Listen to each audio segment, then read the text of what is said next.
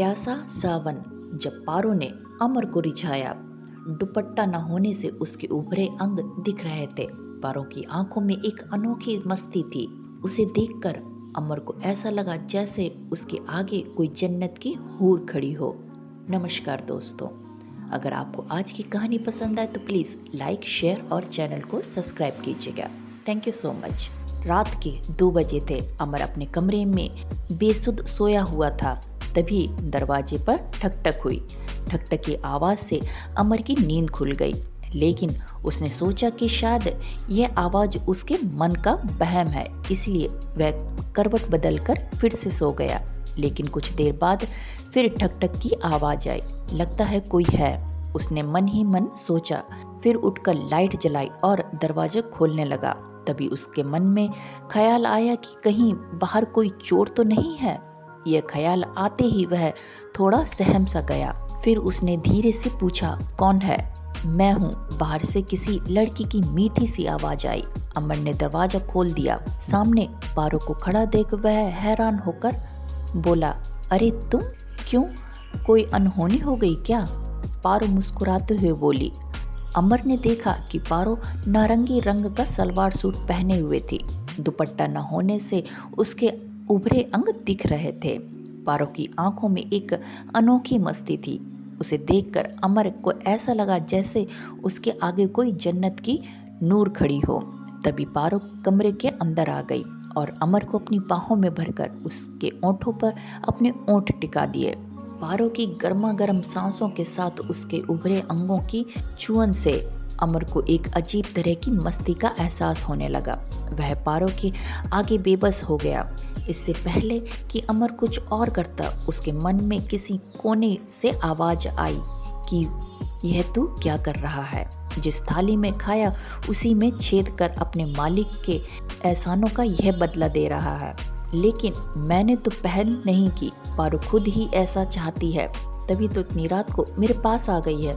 उसने सोचा और खुद को पारो से अलग करते हुए बोला, पारो अब तुम चली जाओ और फिर कभी मेरे करीब ना आना। क्या ऐसे ही चली जाऊं? पारो ने प्यासी नजरों से अमर को देखा।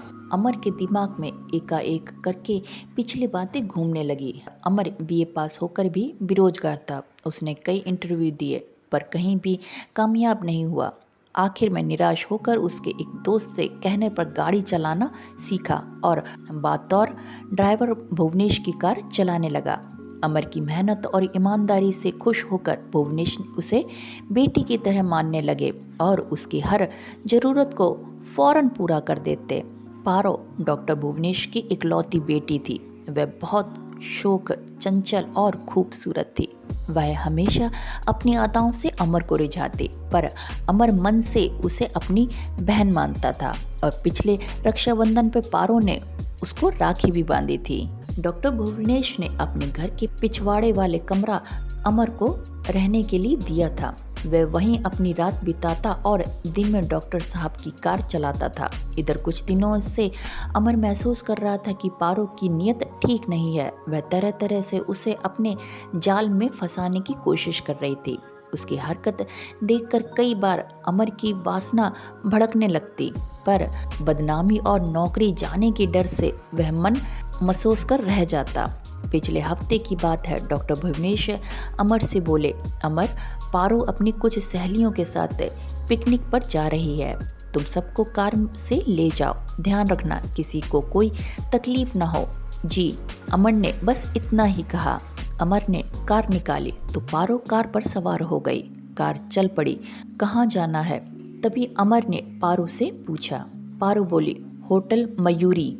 क्या तुम होटल में पिकनिक मनाओगी? तुम्हारी सहेलियाँ कहाँ रहेंगी? अमर ने पूछा। पिकनिक वाली बात मनगढ़ंत थी।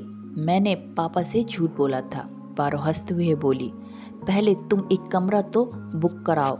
अमर ने हैरानी से पारो की ओर देखा और कमरा बुक कराने होटल की ओर चला गया। जब दोनों कमरे में आए तो पारो ने कहा, अमर कुछ नाश्ता मंगाऊं?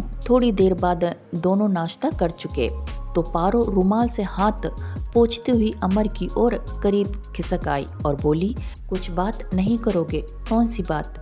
वही जो आधी रात के समय पत्नी पत्नी के बीच होती है। इतना कहकर पारो ने अमर को चूम लिया। फिर बोली, अमर तुम मुझे बहुत अच्छे लगते हो। अमर गुस्से में बोला, पारो होश में आ जाओ, एक भले घर की लड़की का इस तरह बहकना ठीक नहीं है। चढ़ती जवानी के नशे में चूर पारो अमर की बात को अनसुना करते हुए बोली, मैं एक अरसे से इस मौके की तलाश में थी, क्या मेरे कपड़े नहीं उतारोगे? कहकर पारो ने अमर को अपनी बाहों में खींच लिया। अमर खुद पर काबू रखते हुए बोला, पारो इतना भी मत बहको, मैं तो तुम्हें अपनी बहन मानता हूँ। याद है पिछले साल तुमने मुझे राखी बांधी थी और फिर तुम्हारे पिता मुझ पर कितना भरोसा करते हैं, क्या मैं उनके भरोसे को तोड़ दूँ? तुम मेरे सगे भाई तो हो नहीं। कहकर पारो ने अपने ब्लाउज के बटन खोल दिए। अमर की हालत साफ छछूंदर जैसी थी। वह पारो से छिटक कर दूर जाकर खड़ा हो गया। फिर गिड़गिड़ाते हुए बोला, पारो तुम इस तरह की हरकतें करके मुझे मत भड़काओ, वरना कुछ गलत कर बैठूंगा। इतना कहकर अमर ने पारो को कपड़े पहनकर आने को कहा और वह कार में जाकर बैठ गया। कहाँ खो गए अमर? तभी पारो ने अमर को टोका तो वह चौंक कर उसे देखने लगा। पारो मुझ पर रहम करो, तुम जल्दी यहाँ से चली जाओ, मैं कमज़ोर हो रहा हूँ। अमर गिड़गिड़ाते हुए बोला। तभी दूसरे कमरे से खांसने की आवाज़ आई और पारो अपने कमरे की ओर भाग गई। अमर ने अब चैन की सांस ली। अगले दिन अमर का कुछ अता पता नहीं था। डॉक्टर भुवनेश ने कमरे की तलाशी ली तो एक चिट्ठी मिली। उस चिट्ठी में लिखा था, मैं आपकी नौकरी छोड़कर जा रहा हूँ, कृपया परेशान न होइएगा और ना ही मुझे खोजने की कोशिश कीजिएगा, आपका अमर। चिट्ठी पढ़कर डॉक्टर भुवनेश हैरान रह गए। अमर का इस तरह बिना कुछ बताए जाना उनकी समझ में नहीं आ रहा था। पारो को जब ये बात मालूम हुई तो वो भी हक्की बक्की रह गई। तो ये थी आज की कहानी प्यासा सावन। उम्मीद है आपको आज की कहानी बेहद पसंद आई होगी।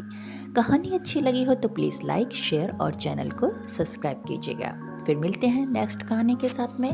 तब तक के लिए bye bye, take care, thank you for watching.